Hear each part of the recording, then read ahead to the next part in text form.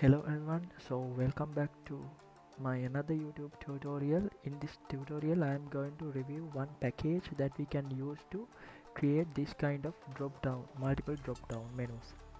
So you can see the demo here. If you want to add some items, also if you want to add some drop down, you can simply click on this add new drop down menu. If you want to remove any item, you can simply drag right to left, then those items will be again added to this list. You can see now the drop down list is empty, so you can't extend any drop down again. So let's see the list here. If I remove one, then that item will be removed from this list. So you can simply use this one from a package which I am going to explain now. So the package name is Extendable Dropdown 1.0.2. Actually this package is published by me, so this is the package. You can go through this description. Also this is my name.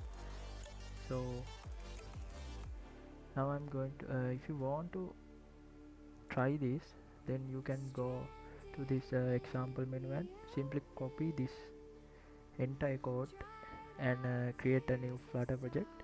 After that, paste that one in the main file in the lib folder, main dot file. After that, you can run that one. So how to install that package?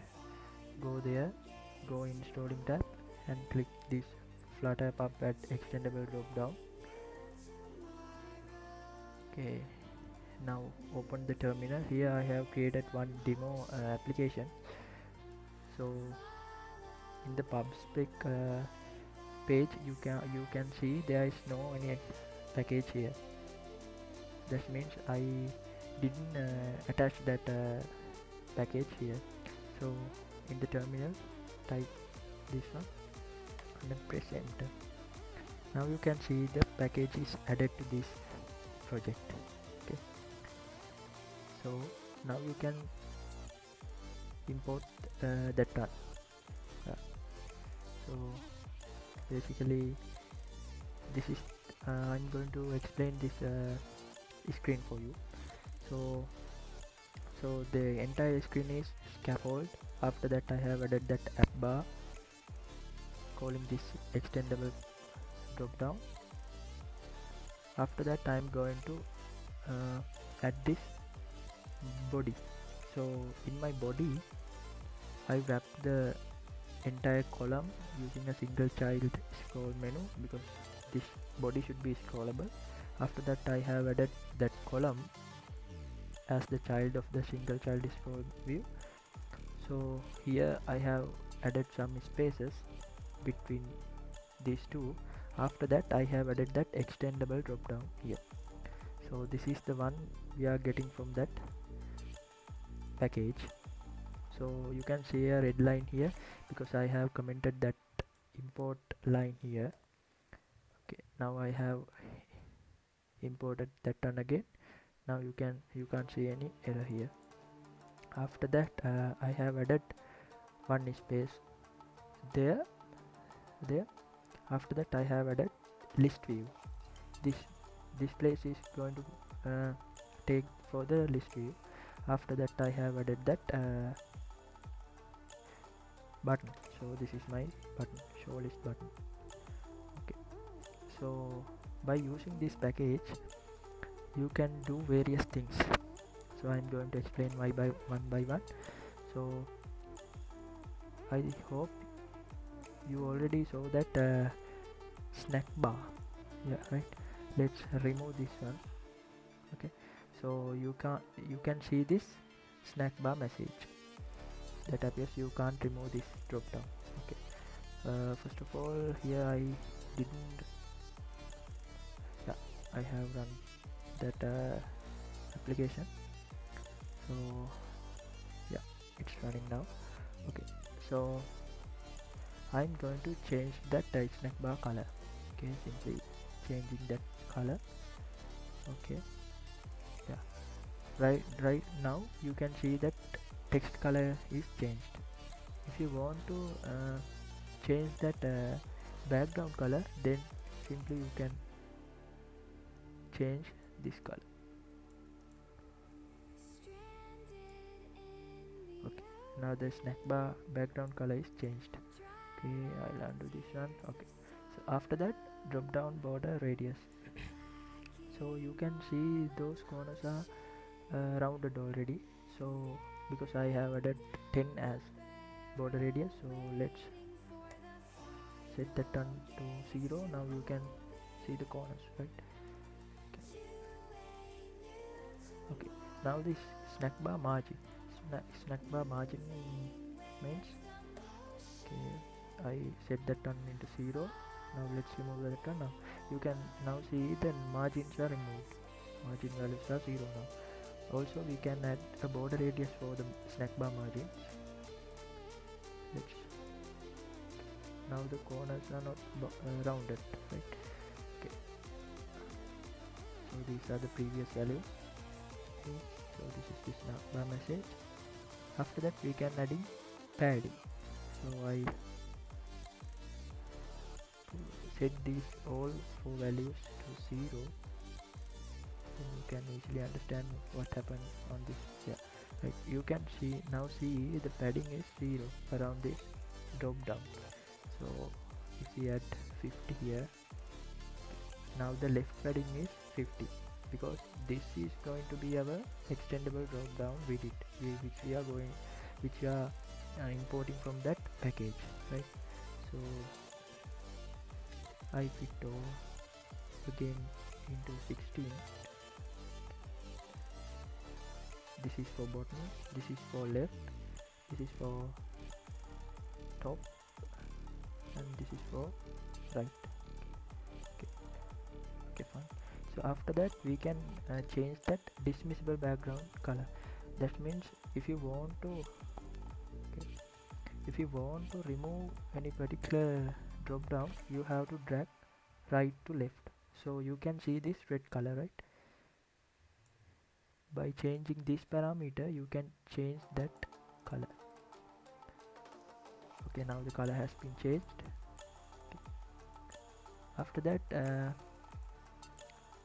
again there is a parameter, I think yeah, so this parameter is for non-selected icon. That means this icon, right? So this one is not selected, so we can change this button if you want to. Let's say, okay, I'm going to use this one. Okay, now the icon has been changed. Again we can